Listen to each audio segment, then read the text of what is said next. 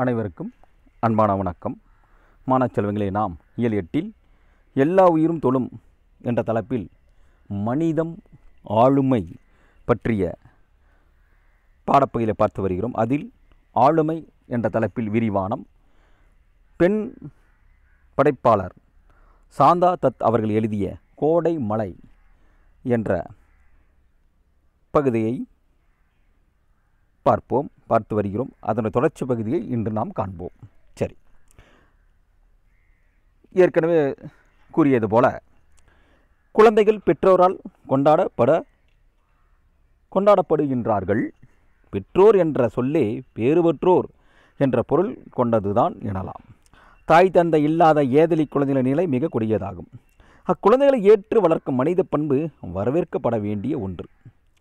பிள்ளைகள் இல்லாத முதியோர்களும் இத்தகைய ஏதலி நிலையில் தவிப்பவர்கள்தான். அவர்களையும் ஏற்று அரவணைப்பவர்கள் மனிதத்தை மேம்படுத்துபவர்களே அப்படின்னு சொல்கிறார். அதாவது குழந்தைகள் பெற்றோரால் கொண்டாடப்படுகின்றார்கள். பெற்றோர் என்ற சொல்லே பேறு பெற்றோர் என்ற பொருள் கொண்டதுதான் எனலாம். தாய் தந்தை இல்லாத ஏதலி குழந்தைகளின் நிலை மிக கொடியதாகும் சொல்லியிருக்கார். அக்குழந்தைகளை ஏற்று வளர்க்கும் மனித பண்பு வரவேற்கப்பட வேண்டிய ஒன்று. பிள்ளைகள் இல்லாத முதியோர்களும் இத்தகைய ஏதலி நிலையில் தவிப்பவர்கள்தான். அவர்களையும் ஏற்று அரவணைப்பவர்கள் மனிதத்தை மேம்படுத்துபவர்களே அப்படின்னு சொல்கிறார். என்ன சொல்கிறாரு இவருடைய இது என்ன சொல்ல, நம்ம மனித நேயம் என்பதை இவருடைய அடிப்படையை, இவருடைய கதைகளை பார்த்தா அடிப்படை பண்பு என்னதுன்னா மனித நேயம்.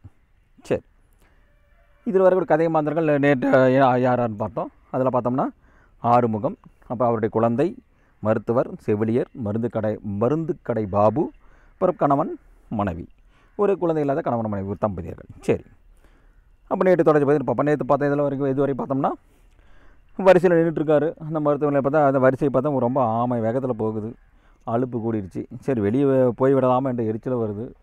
அவர் என்னடா இவ்வளோ கூட்டமாக இருக்குது அப்படின்னு பார்க்குறாரு. தனியார் மருத்துவத்துக்கு போனாலும் அதுக்கு என்னது வக்கீல்ல.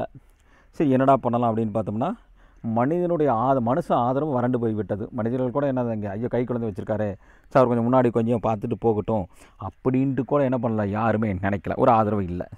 சரி, அது மட்டும் இல்லாமல் அதுக்காக சொல்கிறார், பொறுமையாவது நிறைய வரவு வைக்க வேண்டியது தான் காசா பணமா அப்படின்றவர். சரி, நம்ம என்ன பண்ணலாம், பொறுமையை தான் நம்ம என்ன பண்ணணும், வரவு வச்சுக்கணும் அதிகமாக. அதுக்கு பொறுமைக்கு காசாக நம்ம சம்பாதிக்க, பொறுமையை வேலை கொடுத்தா வாங்க முடியும், காசு பணம் கொடுத்தா வாங்க முடியும் இல்லை, தன்னாலேயே நாமளே என்ன பண்ணுறது கடைப்பிடிக்க வேண்டியது. அது என்ன காசாக பணமா அப்படின்ட்டு வர்றார். சரி, அதுவரை நேற்று பார்த்தோமா, இன்றைய பார்ப்போம். இதுவரை நம்ம நேற்று பார்த்தோம். இன்றைய தொடர்ச்சி பற்றி பார்ப்போம் இன்று. சரி, 3 மணி நேரத்திற்கும் மேலாய் குழந்தையை ஏந்தி இருந்ததால் கையில் கடுப்பு தெரிய ஆரம்பித்தது. சீட்டு வாங்கி கொண்டு உட்கார்ந்தது தான் இடுப்பு வலியும் தெரிவித்தது. கிள உடம்பு எவ்வளவுதான் தாங்கும்? மனுஷன் என்ன அதட்டி மிரட்டி மூளையில் முடக்க மனுஷன் சொல்கிறார். அதாவது 3 மணி நேரத்துக்கு மேலே ஆகி போச்சு நின்று வரிசையில் நின்றுட்டு. குழந்தைய அப்படி ஏந்தி இருந்ததில் கையில் கடுப்பு தெரிய ஆரம்பிச்சிருச்சு. சீட்டு வாங்கி கொண்டு உட்கார்ந்தது தான் இடுப்பு வலியும் தெரியுது. இடுப்பு ரொம்ப வலியாக இருக்குதுங்கிறார். வயதானவர், வயசாகி போச்சு, கிள உடம்பு எவ்வளோ தான் தாங்குங்கிறார். மனசை என்ன போய் நம்ம அதட்டி மிரட்டி போய் மூளையில் முடக்க முடியும் அப்படின்னு சொல்கிறார். நத்தை அசைவும் நின்று போய் ஆணி அடித்தார் போல் முடங்கி விட்டது நோயாளிகள் வரிசை சொல்கிறார். அங்கே ஆமை வேகத்தில் மெதாக போச்சு. இப்போ என்ன நத்தை போல் அப்படியே ஒரு இடத்துல நின்றுச்சு. அது ஆணி அடித்த ஒரு இடத்துல எப்படி அப்படியே நிற்கும் பார்த்தியா, அதுபோல் அப்படியே எனக்கு அப்படியே நின்றுச்சு. ஆணி அடித்தார் போல் முடங்கி விட்டதுன்னு சொல்கிறார். அந்த நோயாளிகளுடைய வரிசை அப்படிங்கிறார். அப்புறம் அந்த மருத்துவமனையில் பார்த்தோம்னா பினாயில், டெட்டால், டிங்க்சர் வகையாறுகளுடைய வாசம் காலி வயிற்றை புரட்டி அடித்தது அப்படியே சொல்கிறார். அது பெனாயில் இதெல்லாம் போடுறாங்களே, அப்போ பினாயில், டெட்டால், அதெல்லாம் மருத்துவமனையில் போட்டு ஒரு பெனாயில், டெட்டா, டிங்க்சர் இதெல்லாம் போட்டு அந்த வகையெல்லாம் அந்த கட்டுறது மருந்து போடுறதுக்கு பல பேர் பல வித நோய்கள் வராங்களே, எல்லாத்துக்கும் ஒரு வைத்தியம் பண்ணும்போது என்னதெல்லாம் அந்த வாசம் அது காலி வயிற்று அப்படியே புரட்டி போட்டுச்சு. அப்புறம் கை வேறு வலியாக இருக்குதுங்கிறது. கொஞ்ச நேரம் குழந்தையை யாராவது வாங்கி வைத்து கொண்டால் ஆசுவாசமாக இருக்குன்னு சொல்கிறார். சீக்காளி குழந்தையை எவன் சீந்துவான்? மூடிய கதவு முன் வரிசையின் துவக்க முனையை பரிதவிப்புடன் எட்டி பார்த்தார் இவன் சொல்கிறார். அது மட்டும் இல்லாமல் கை வேறு வலிக்குது. சரி கொஞ்ச நேரம் குழந்தைய யாராச்சும் அப்படியே என்ன பண்ண யாராச்சும் வாங்கி வச்சுக்கிட்டாங்கன்னா கொஞ்சம் நமக்கு என்ன பண்ணாலும் கொஞ்சம் ஆசுவாசமாக இருக்கணும், கொஞ்சம் இழப்பான மாதிரி இருக்கும் அப்படின்னு நினைக்கிறாரு. அதற்கும் யாரும் என்ன பண்ணல, வழி கொடுக்கல. அது சீக்காளி குழந்தையை எவன் சீந்துவான்னு சொல்கிறார். சீக்காளி குழந்தை என்னது, சீக்காளி அப்படின்னு சொன்னால் நோய்வாய்ப்பட்ட குழந்தை, அதை எவனை வாங்குவான் அப்படின்ட்டு என்ன பண்ண நினைக்கிறார். அது வேறு. மூடிய கதவு பார்த்தா அந்த மருத்துவம் உள்ளே போனால் என்ன பண்ணலாம், மருத்துவமனை அதை பார்க்கலாம். மூடிய கதவு முன் வரிசையில் அந்த துவங்க முனையை என்ன பண்ணுற பரிதோப்படி எட்டி பார்க்குறாரு. எல்லாம் போகிறாங்களா, டாக்டர் பார்க்க போகிறாங்களா அப்படின்னு வந்து மூடிய கதவு நகருதா, அந்த கூட்டம் வரிசையானது நகருதா அப்படின்னு நம்ம எல்லாமே அப்படியே எட்டி பார்க்குறாங்க. அப்படியே முன் வரிசை அப்படியே எட்டி பார்க்குறாங்க. அப்போ திடீரென அழுகை குரல் கேட்க என்ன ஏது என்று அனைவரும் கவனமாய் சுற்றுமுற்றும் பார்த்து கொண்டு இருந்த போதே ஒற்றை குரல் அழுகை பல குரல் ஓலமாயுதுன்னு சொல்கிறார். அப்போ பார்க்குறார் திடீரென. அப்போ பார்த்தோம்னா ஒரு அழுகை குரல் கேட்குது. அந்த மருத்துவமனையில் பார்த்தா ஒரு அழுகை குரல் கேட்குது. என்ன ஏது என்று அனைவரும் அப்படியே கவனமாக அப்படியே என்ன திடீர்னு அழுகிற சத்தம் கேட்குது அப்படின்ட்டு பார்க்குறாரு. அப்போ பார்த்துக்கும்போது ஒற்றை குரல் மட்டும் என்னது திடீர்னு பல குரல் அழுகை, இந்த பல குரல் ஓலமாகி பல பேருக்கு அந்த ஓன்னு அலங்கத்த ஆரம்பிச்சிட்டாங்க. சற்றே தொலைவில் கும்பல். வரிசையில் இருந்தவர்களெல்லாம் பலரும் இடபயத்தை அடியோடு மறந்து போய் அடித்து பிடித்து கொண்டு ஓடிய வேகத்தை திரும்பி வந்து அவங்க அப்படியே என்ன பண்ணுறாங்க, என்னன்னு தெரியல, எல்லாம் வரிசையை விட்டு கிடுக்குன்னு எல்லாமே ஓடுறாங்க. ஓடி போய் எல்லாம் பார்க்கலாம் அப்படின்ட்டு ஓடிட்டாங்க. ஓடி போய் என்னன்னு தெரியலையே, அடித்து போய் எல்லாம் ஓடுறாங்க. அப்போ நான் போன வேகத்தில் என்ன பண்ணாங்கலாம், ஓடிய வேகத்தை திரும்பி வந்து பறிப்போய் இருந்த ஆசுவாசத்துடன் பழையபடி உட்கார்ந்து கொண்டனர். பழையபடி திரும்பி வந்து அப்பப்போ அவங்க இடத்துல உட்காந்துக்கிட்டாங்க. என்னடா அது அப்படின்னு சொல்லி அவங்க இடத்துல நம்ம உட்காந்துக்கிட்டாங்க. கேட்குறாங்க, என்ன சத்தம், என்ன இதுன்னு கேட்டியா அழுகுறாங்கன்னு சொல்கிறாங்க. 2 நாளாக இழுத்துக்கிட்டு இருந்தது தான். யாரோ ஒருத்தர் உயிருக்குன்னா 2 நாளாக என்ன உயிருக்கு போராடிட்டு இருந்துருக்குறாங்க. 2 நாள் இழுத்துக்கிட்டு இருந்ததான் இப்போ இறந்து போனது, அதுதான் அப்படின்னார். அப்போ இவர் நினைக்கிறார், மனசில் இவர் நினைக்கிறார், இந்த ஆறுமுகம் அவர் என்ன நினைக்கிறாருன்னா, போய் சேரட்டும் என்னும்படியாகவே இருக்கிறது தன்னிலை. நானும் அப்படியே போய் சேர்ந்தலாம்னு நினைக்கிறாரு. ஆனால் என்ன பண்ணுறது, இதோ ஒன்று இருக்க குழந்தைய தன்னையே நம்பி இருக்குது, தானே சகலமுமாய், நான் தான் இதுக்கு எல்லாமே, இதை விட்டுட்டு போயிட்டு அது நிலைமை ஐயோ அப்படிங்கிறார். இது எப்போது வளர்ந்து தன்னை தானே கவனித்து கொள்ளும் அளவு ஆளாகி அதுவரை இந்த உயிர் நிற்குமா?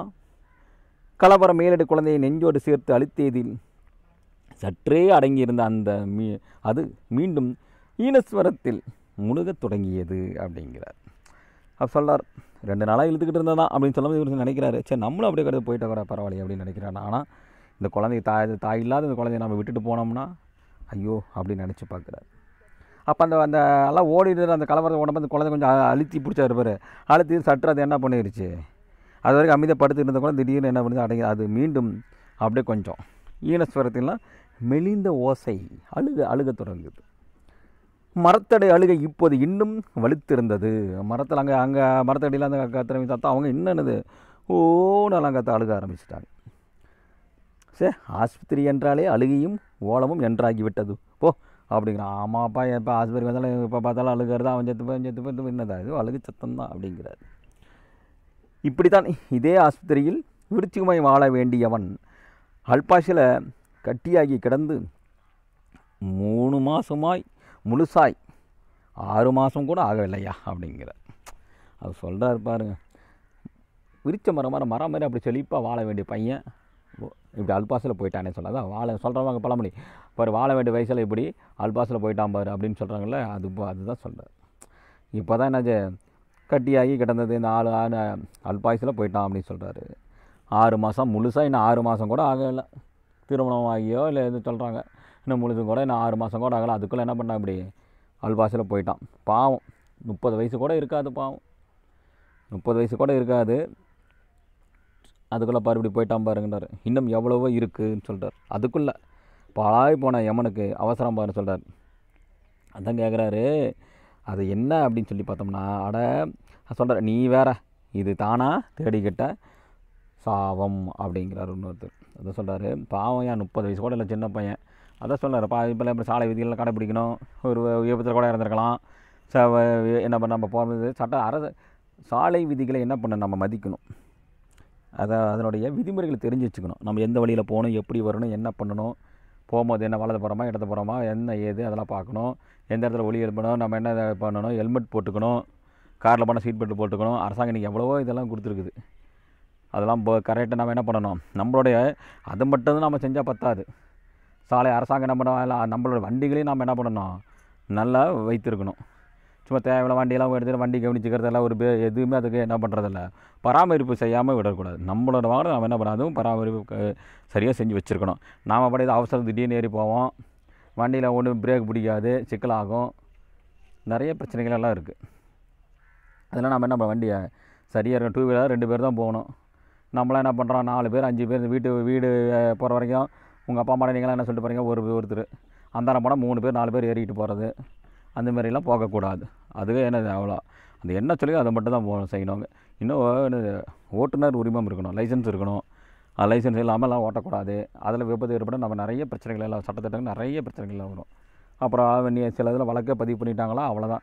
இப்போ நீ கொண்டு வண்டியை எழுதி அவங்க மேலே இதை இடிச்சிட்டா அப்புறம் வழக்கு பதிவு பண்ணாங்களா நம்மளோட லைஃபே போயிடும், ஒன்றுமெல்லாம் போயிடும். அதுவும் நிறைய சிக்கல்களாக இருக்குது. அதனால தான் லைசன்ஸ் இல்லாமல் என்ன பண்ணக்கூடாது, வாகனத்தை எடுக்கக்கூடாது. அப்புறமேட்டு இன்சூரன்ஸ் போட்டிருக்கணும். இதெல்லாம் நிறைய கவனம் இருக்குது. அதெல்லாம் இருந்தால் தான் என்ன பண்ணுவோம், நம்ம வாகனத்தை எடுத்து நம்ம ஓட்டணும். அதுதான் சட்டம். ஏன்னா அப்படியெல்லாம் இருக்குது. இப்போ அதனால தான் என்ன பண்ணுறான் பாரு, 30 வயசு கூட இல்லை, வாழ வேண்டிய வயதில் இப்படி ஆல்பாசில் போயிட்டான் பாரு அப்படின்னு சொல்கிறான். அதை ஒவ்வொரு பேசுகிறாங்க பாரு. ஒருத்தர் என்ன பண்ணுற பாரு, நீ வேறடா இவன் தானாக தேடிக்கிட்ட சாமா, இவனுங்களே போய் இப்படி இடிச்சுக்கிட்டு இது பண்ணிட்டு அதுக்கு என்ன பண்ணுறது அப்படின்னு போல பேசுகிறாங்க. அதுதான் இது சொல்கிறாங்க. புரியுதுங்களா? சரி, இதனுடைய தொடர்ச்சி பகுதியை மீண்டும் நாம் அடுத்த வகுப்பில் காண்போம். நன்றி, வணக்கம்.